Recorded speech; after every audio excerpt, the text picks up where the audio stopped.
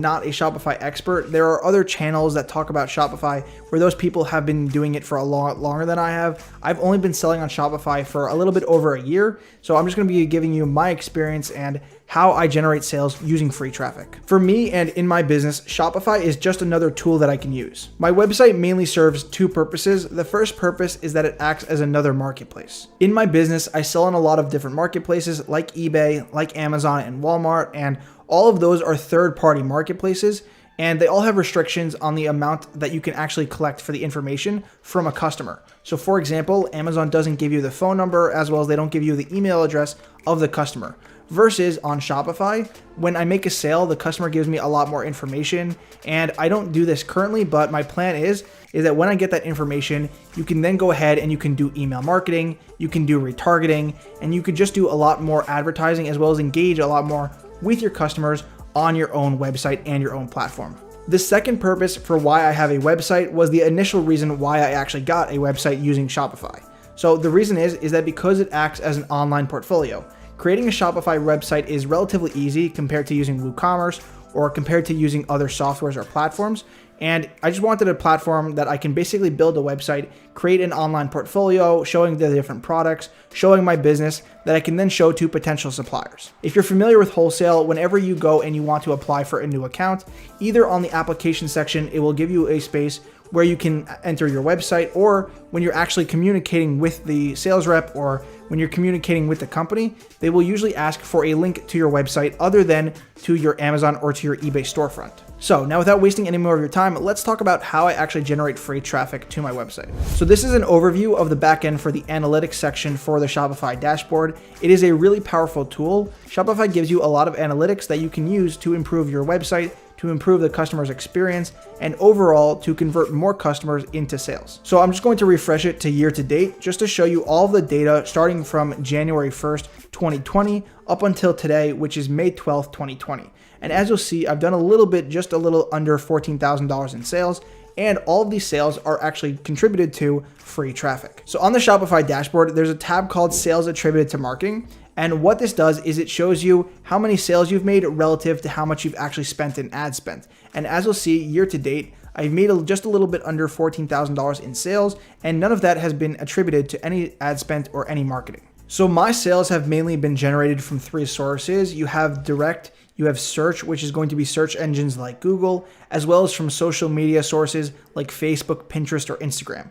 And then underneath another tab, you'll see sessions by referrer. This shows me where all of the sessions on my store or where my customers are being referred from. So you'll see most of my traffic is being referred to by Google. A lot of it's being direct. Other is unknown, so I can't exactly pinpoint where that's from.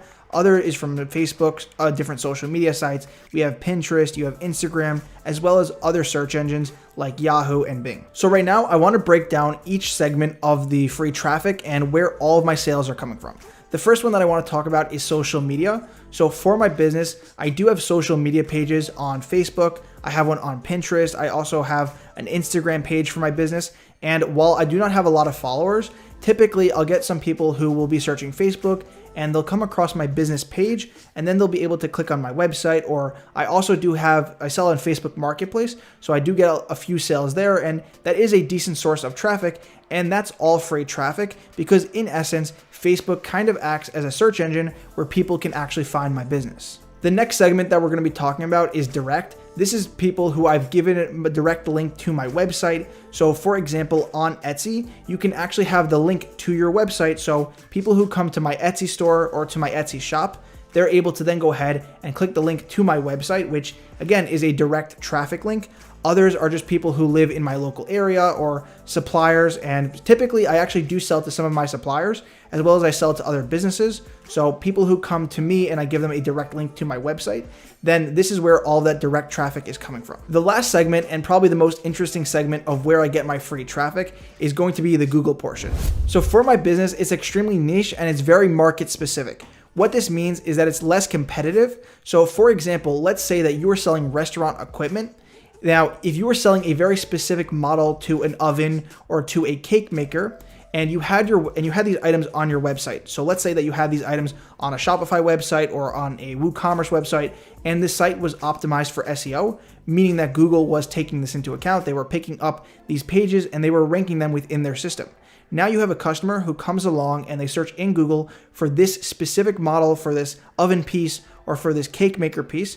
Now your website is going to have a higher chance of ranking just because of how niche it is and just because of how small the market is relative to how many competitors there are. So basically, if I put myself in that example, I sell in a very small market and I have over 12,000 products on my website. They're all sorted very nicely. I have them in the correct categories. I actually hired a developer to transfer my items over from eBay and copy them over to Shopify. And I had my website developed, so it's optimized for SEO. And since I sell in a very specific market, my items are ranking on Google, but they're not on the first page. If you were to just search, let's say you were selling in the restaurant equipment niche, if you were to search restaurant equipment, typically your website would not show up because you're going to be competing with Target, Walmart, and Amazon, as well as other big players. However, let's say that you carry 18,000 items and they're all very specific items and you're working with a very specific subset in a category with specific suppliers. That means that you are building a brand and you're building a company in a very specific market. So if someone were to come and search for that specific model, yes, that piece might be on Amazon, it might be on eBay, but since it's a very specific piece, your website is going to have a higher chance of ranking. So that is one component to the traffic that I do receive from Google. Just to recap of what I just said, basically I am building a brand in a very specific subset of a market, and since my niche is so small and it's so non-competitive, basically I don't have a hard time ranking my products for specific search terms on Google. So when a customer searches that exact search term or for an item like it, my item will rank just because my website is optimized for SEO and is optimized for Google. The second portion of how I get traffic referred to me by Google is typically Google will show a website or it will show a business that is in the local area. So if you, let's say you live in New York City, if someone was looking for a restaurant equipment in New York City, your website will rank over a website that is based in Los Angeles because Google prioritizes companies that are closer to the customer. So I hope I was able to break that down as effectively as I could. I've actually tried to make this video like 5 times and I've written 3 different scripts. Like I said, I am not a Shopify expert. I have actually paid people to build my website and I've watched many YouTube tutorials on how to do this stuff. And this is just my understanding of how it works. And this is just what the analytics say of where my traffic is coming from. So I hope that you guys enjoyed this video. I hope that you guys found it helpful. If you did, be sure to smash the like button. Also subscribe.